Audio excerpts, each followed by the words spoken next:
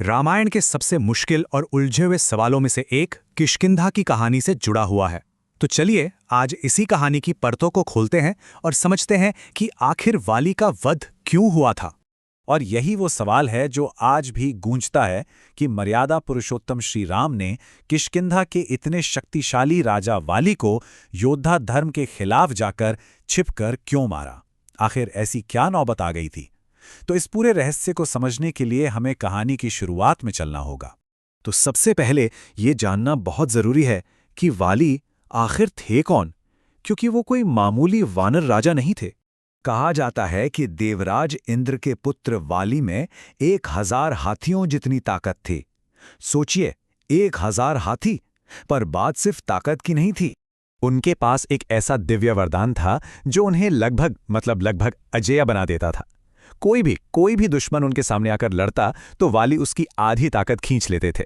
अब जरा सोचिए, ऐसे में उन्हें आमने सामने की लड़ाई में हराना कितना नामुमकिन सा रहा होगा।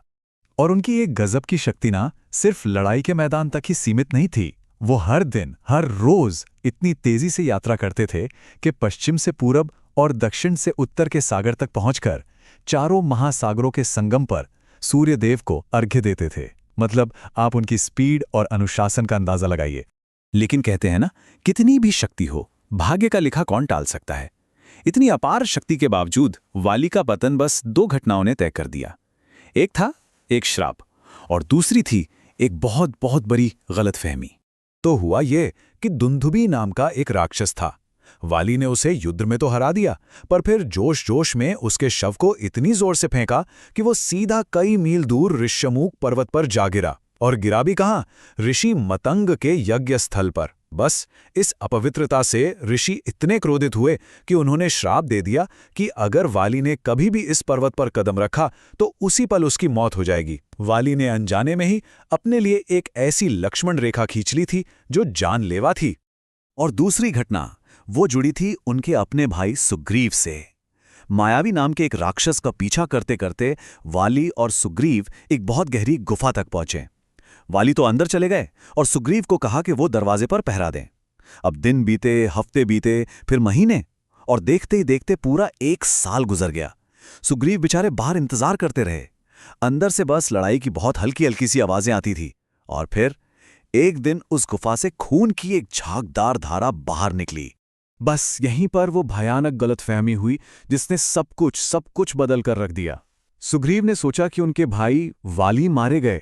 अब वो राक्षस बाहर ना आ जाए, इसी डर से और राज्य को बचाने के लिए उन्होंने भारी मन से गुफा के मुंह पर एक बड़ी सी चट्टान लगा दी। लेकिन उन्हें क्या पता था कि वो खून राक्षस मायावी का था। वाली तो अंदर जीत चुके थे। सुग्रीव ने जो काम रक्षा के लिए किया वो वाली की नजरों में एक सोचा समझा विश्वासघात बन गया। और इस एक गलत फहमी का अंजाम बहुत ही भयानक हुआ। सोचिए, जब वाली किसी तरह उस गुफा से बाहर निकले होंगे और दरवाजे को बंद पाया होगा, वो गुस्से से पागल हो गए।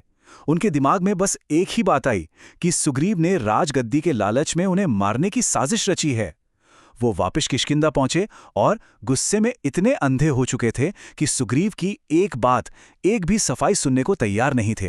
वाली ने सुग्रीव को बुरी तरह मारा पीटा और राज्य से बाहर निकाल दिया।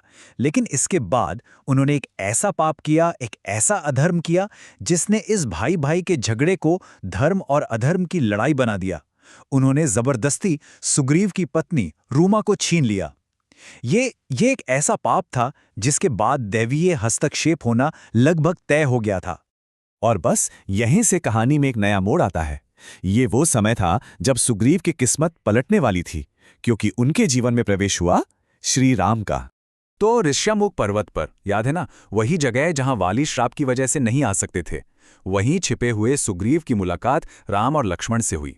दोनों ने अपना अपना दुख बांटा और एक समझौता हुआ। राम ने वादा किया कि वो वाली के आतंक को खत्म करेंगे और बदले में सुग्रीव अपनी वानर सेना से सीता जी को खोजने में मदद करेंगे। लेकिन सुग्रीव के मन में एक शक था, क्या राम सच में वाली जितने शक्तिशाली हैं? इस शक को दूर करने के लिए श्री राम ने पहले तो उस दुंदुभी राक्षस के विशाल कंकाल को अपने पैर के अंगूखे से ही 10 योजन दूर फेंक दिया और फिर एक ही तीर से 7 बड़े बड़े साल के पेड़ों को आर पार भेज दिया। सुग्रीव को यकीन हो गया, अब रणनीति एकदम साफ थी। वाली के वरदान से बचने का एक ही तरीका था, छिपकर वार करना। पर पहली कोशिश फेल हो गई। हुआ ये कि जब वाली और सुग्रीव लड़ रहे थे तो वो दोनों देखने में इतने एक जैसे लग रहे थे कि राम समझ ही नहीं पाए कि तीर किस पर चलाना है, वाली कौन है और सुग्रीव कौन। तो इसके बाद पहचान के लिए सुग्रीव के गले में एक फूलों की माला पहनाई गई और उन्हें दोबारा वाली को ललकारने के लिए भेजा गया। और इस बार कहानी अपने उस निर्णायक मोड़ पर आ पहुंची जहां हमें हमारे उस पहले सवाल का जवाब मिलने वाला है। जैसे ही राम का तीर वाली के सीने में लगा, वो जमीन पर गिर पड़े और मरते मरते उन्होंने श्री राम से वही सवाल पूछा जो शायद आज भी कई लोगों के मन में उठता है। उन्होंने पूछा, छिपकर मारना तो योद्धा धर्म के खिलाफ है, ये कौन सा धर्म है? और तब श्री राम ने उस धर्म की बात की जो एक योद्धा के व्यक्तिगत धर्म से भी ऊपर है, समाज का धर्म, न्याय का धर्म। उन्होंने वाली को समझाया कि तुमने अपने छोटे भाई की पत्नी पर बुरी नजर डालकर और उसे बलपूर्वक छीनकर धर्म की सारी मर्यादाएं तोड़ दी हैं, और जो इंसान विवेक छोड़कर पशु जैसा व्यवहार करे उसे पशु की तरह ही दंड दिया जा सकता है। ये सजा किसी व्यक्तिगत लड़ाई के लिए नहीं थी, बल्कि उसके अधर्म के लिए थी। श्री राम के ये शब्द सुनकर वाली की आंखें खुल गईं। उन्हें अपनी गलती का, अपने पाप का एहसास हुआ। उन्होंने श्री राम के दिव्य स्वरूप को पहचाना, पछतावा किया और अपनी आखिरी सांसें लेने से पहले अपने बेटे अंगद का हाथ अपने भाई सुग्रीव के हाथ में दे दिया। तो ये कहानी हमें आखिर में एक बहुत गहरे सवाल के साथ छोड़ जाती है। क्या वाली का अंत बस किस्मत का खेल था, उसकी नियति थी, या फिर ये उसके अपने कर्मों का, उसके क्रोध का, उसके अहंकार का और उसके अधर्म का एक जरूरी नतीजा था? इसका जवाब शायद कर्म और भाग्य के उसी जटिल रिश्ते में कहीं छिपा है।